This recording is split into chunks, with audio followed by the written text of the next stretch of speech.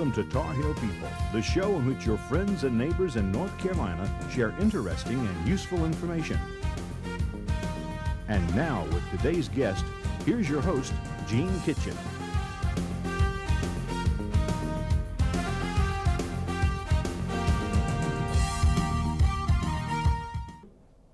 Good morning, and thank you for joining us on Tarheel People.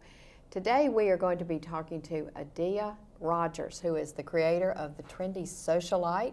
And if that doesn't pique your interest for what that is, then you need to listen more closely. I've learned about you, went to your website. You've got a lot of stuff going on. Yes, ma'am, I do. And I thought that was what you did all the time, but then in talking to you, that's just what you do when you're not working at your full-time job, right? That is correct. Well, and let's get some background on you, Adeea. Okay. You grew up in Greenville, Yes, right? born and raised in Greenville, North Carolina. I'm proud to be from that area, absolutely. Went through the public school system there, had an amazing experience, made great friends and people that I admire to this day. Mm-hmm. And then are now working at East Carolina University. Correct, I am. I am currently the social media manager for student involvement and leadership. And in that role, I help manage 6 or 7 units within our area, ranging from Greek life to Student Government Association. Mm-hmm. I bet the students love you. I mean, you're not. I like to think so. That's what I tell myself anyway. I definitely have a great relationship with the students that I work with, and I'm like big sister, auntie, mama sometimes, depending on the day and what their needs are, but I really do. I love what I do, and I love the students that I work with. Do you, after they graduate, stay in touch with any of them? I do. I have awesome relationships with several students, many students, and they visit when they come back for various reasons, homecoming and different activities and graduation and things like that. So it's always great to catch up with them, and we remain connected online. A lot of them will call me or text me from time to time. So it is just awesome to see how people that you've had some small semblance of impact on, how they progress through life. Mm-hmm. What's the impetus for your starting the Trendy Socialite? It was really born out of my own need to share my story and to connect with others around various things that I was experiencing in life. I started it around the time of turning 30 years old, and I was excited to turn 30 because I looked at it as another defining moment in my life and crossing another threshold. And but I wanted to share what that was like for people, because I had heard all of these horror stories and people being depressed and upset about turning 30, and I wasn't feeling any of those things. I was feeling a good deal of excitement and encouragement and just looking forward to what was going to happen going forward. So I just wanted to really share those stories and those experiences with others. And I also found that some of the ideals and the values that were instilled in me by my mother, my grandmother, my aunts, I just wasn't seeing those in the younger generation and those coming behind me. And so I wanted to let them know that you can still be fabulous and trendy, but still socially conscious and still active in your community and still a global citizen of the world and still informed and still compassionate, and all of these great things that I found in the women that I grew up with and admired so much. So it was really born out of my own need to want to share stories and even some of the challenging parts of being an adult and still growing up to a certain degree, helping people to realize that they are not the only ones to experience these things. And sometimes we go through things, or we feel like we're the only ones that are going through it. And just to know that there's someone out there that has experienced something that is similar, I think helps people to be able to cope and to deal with some of the stresses and challenges of life. And to get through to the other side and be a better person because of it, to be more rich. Yes, How absolutely. wonderful for you to be willing to open up that ability to help other people like that. Yes, I think that if a lot of people took that road and took that viewpoint, then the world would be a better place. Because I find that a lot of the differences that we have are differences because we just don't know that someone else is going through something very similar.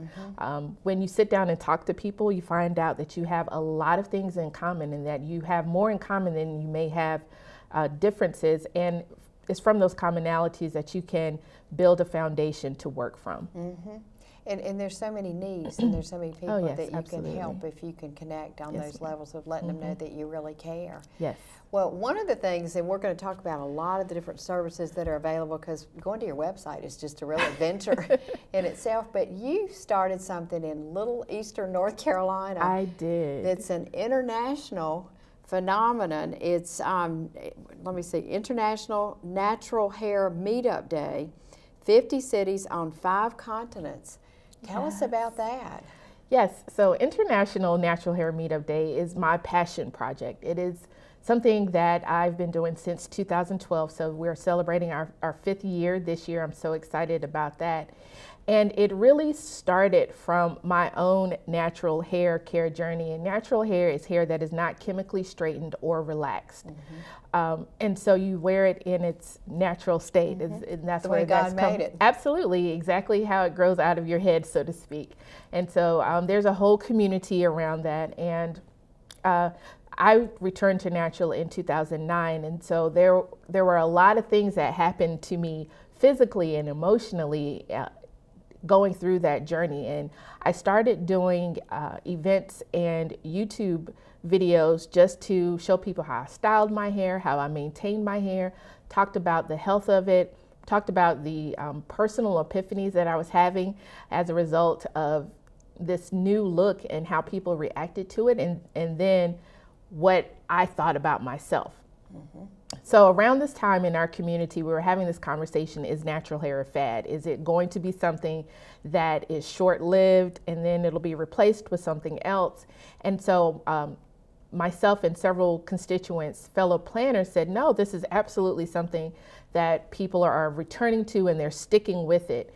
And so we wanted to show manufacturers and brands and mainstream society and even those within our community that, one, natural hair is here to stay, and two, that it is all over the place. It's not just concentrated in large metropolitan cities like a New York or Atlanta, but it is literally everywhere around the globe. And so in 2012, we started with 50 cities, primarily in the United States and one abroad in Barbados. And then that year, we really started to focus on the global efforts. And let me interrupt you. You said we. Did you link to something that had already started? No, I started this on my own. You started the whole thing?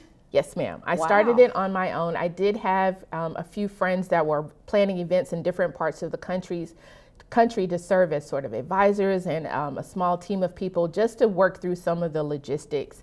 But in terms of the concept of everyone having an event on the same day was completely my idea. Yeah. Wow, I thought you know, when I read this, I thought, well, you linked into an existing network. So no, to my knowledge, there hasn't been an event like that prior to International Natural Hair Meetup Day, and there really hasn't been one since that's been created like that. Are you going to have it reoccur again? I mean, is it make it annual, or? It is an annual event, and actually this year it is scheduled for May 21st. And how should people who are watching, who are interested in getting involved, what can they do? Sure, they can go to our website, and that is www.inhmd.net.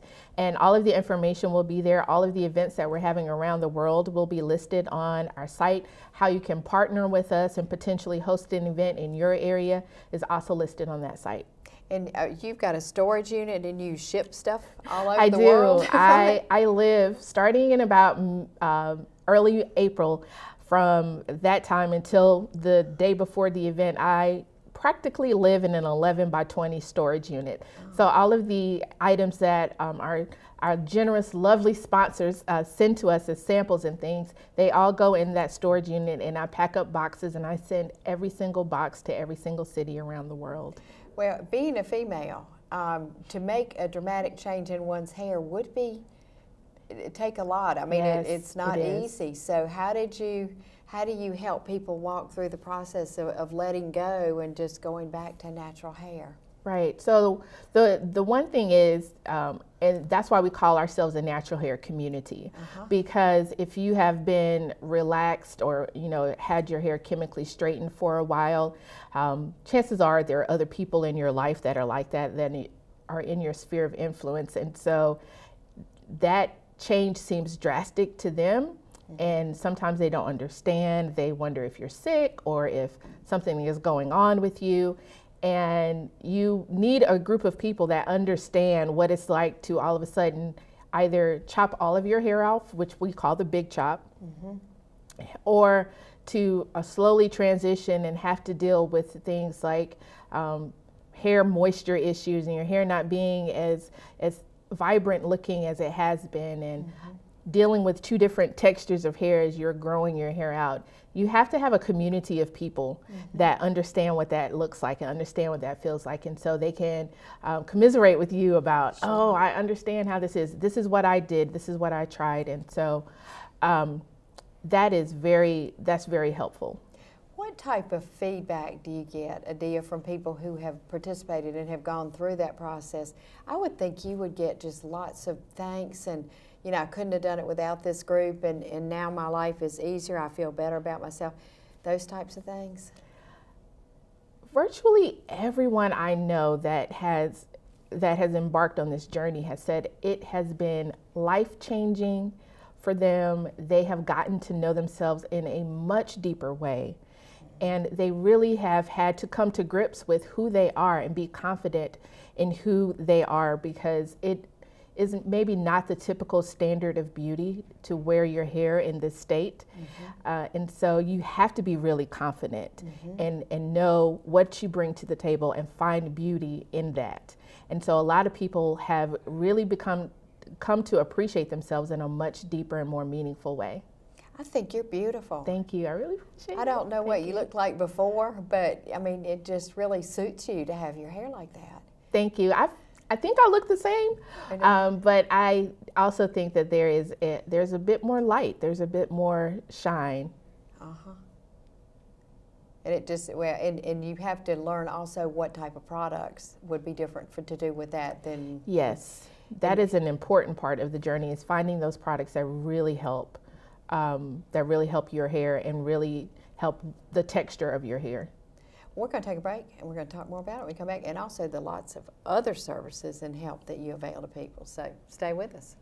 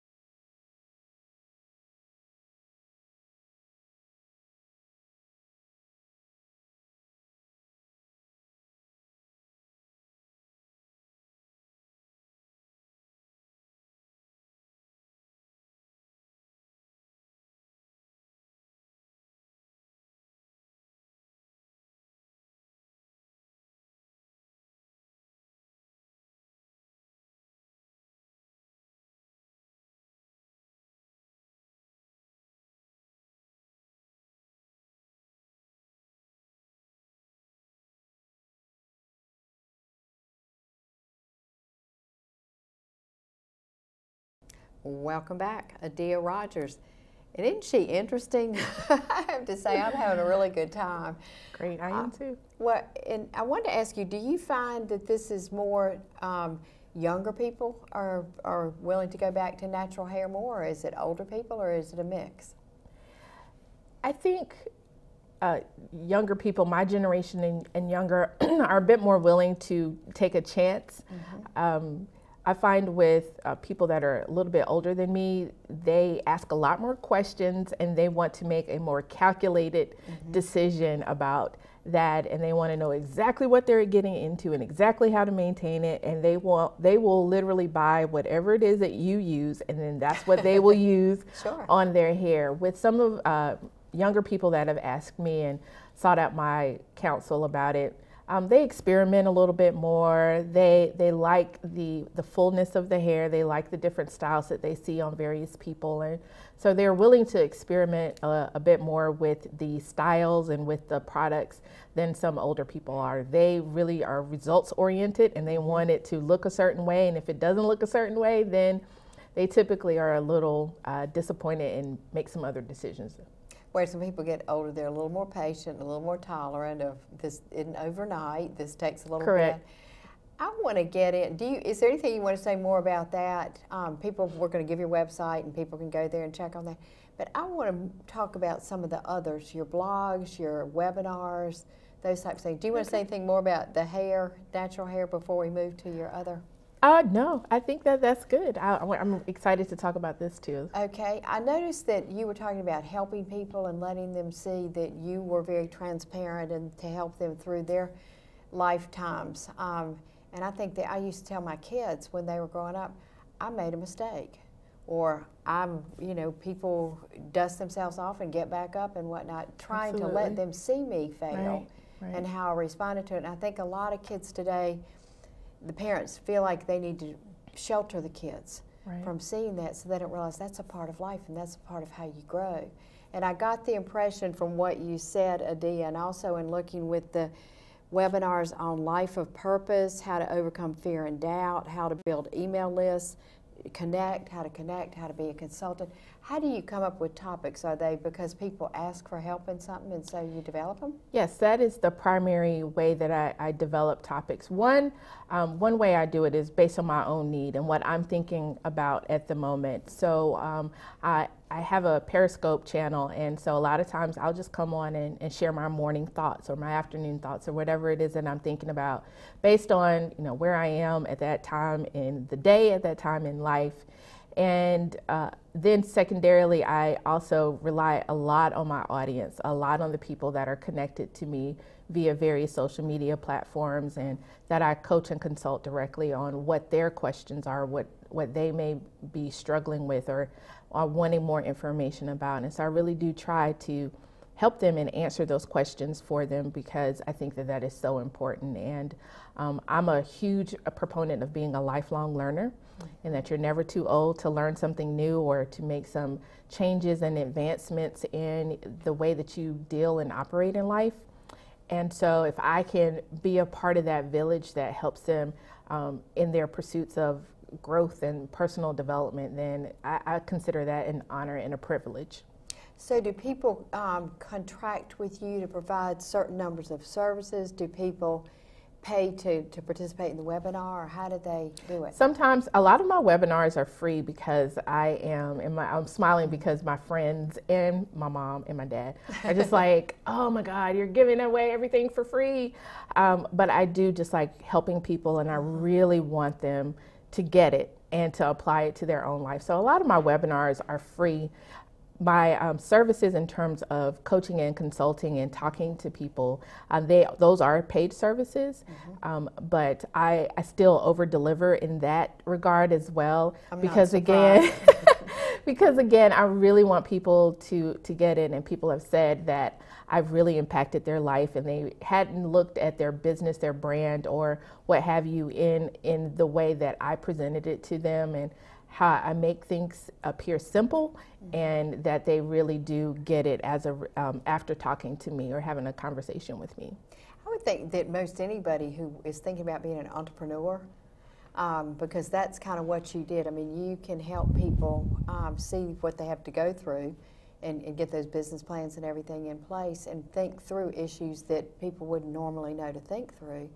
And also help them realize that, think about if it's a really good idea before they launch it.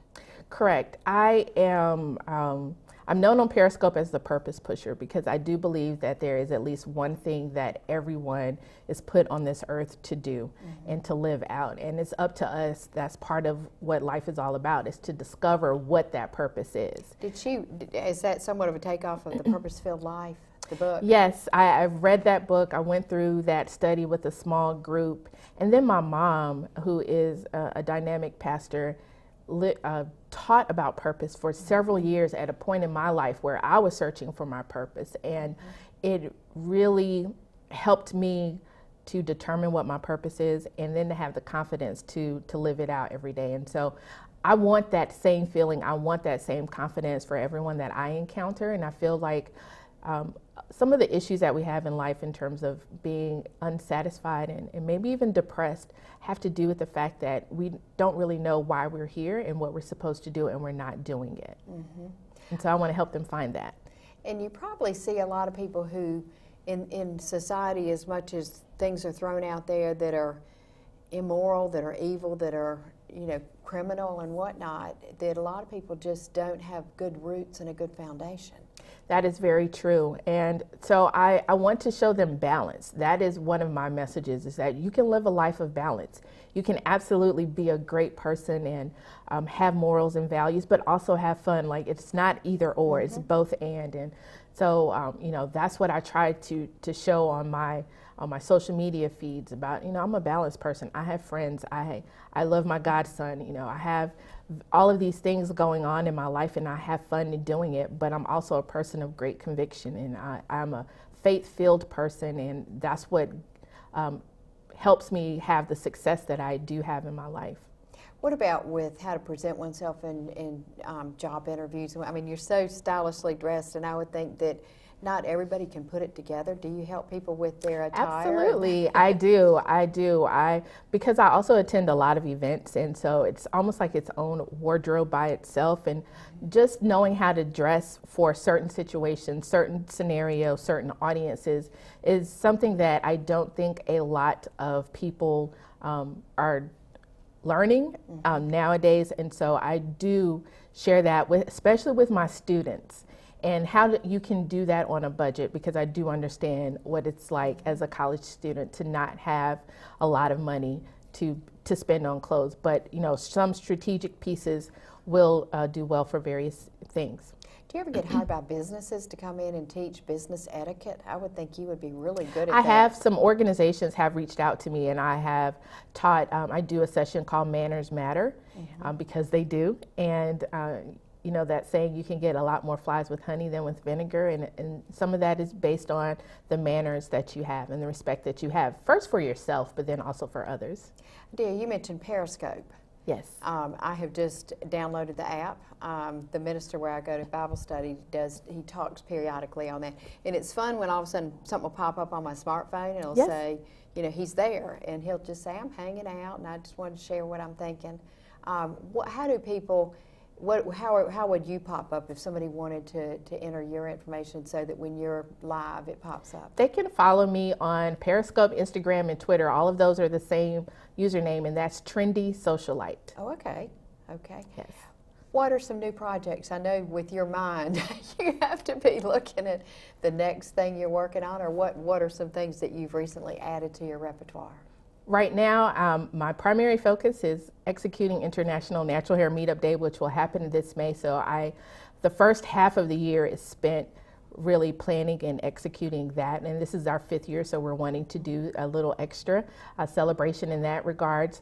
I'm also developing more of my services in terms of coaching and consulting, helping people to really position their passions and their purpose within the communities that they want to serve, because that's the key to success and longevity, and even to monetizing what it is that you're passionate about, is to connect with your audience and build those authentic relationships that will lead to sales and hirings and success in that way. So I'm just rounding out those services and doing some appearances, more speaking and opportunities like that, interviews like this.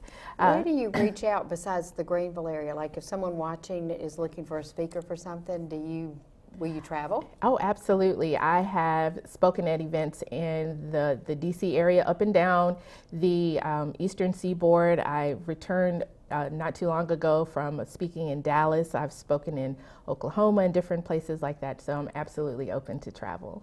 I think you ought to be on some national media outlet talking about Natural Hair Day, though, because with the international nature of how it's grown, that would just be... I have had some conversations with Essence.com and on some platforms, and Huffington Post, we've talked about it there. But yes, it is definitely a global conversation that needs to happen. Mm-hmm. So people could go on your website and navigate. Can you click on, or just you can send emails to you and say, yes, this is what I'm interested in? Correct. If you go to adearrogers.com, you actually can connect with me as a Trendy Socialite, which is sort of my natural hair fashion side, and also with the International Natural Hair Meetup Day. All of that is on adearrogers.com. And there are various things you can click on too if you want to watch something. Or yes, I have a blog. I have past Periscope videos that I've done, and just various ways that they can connect with me. Okay. Well, I hope you'll come back. I would love to. This has been a great time. Well, thank you, and I expect to see you on some national TV outlet or something at some point. But I love home first because I am a Tar Heel. And are all your family still in the Greenville area? Yes, absolutely. Well, great. Well, I can tell your parents did a great job raising you. Thank you so much. I think so too. Thank you. Have a great day, and we'll see you next week.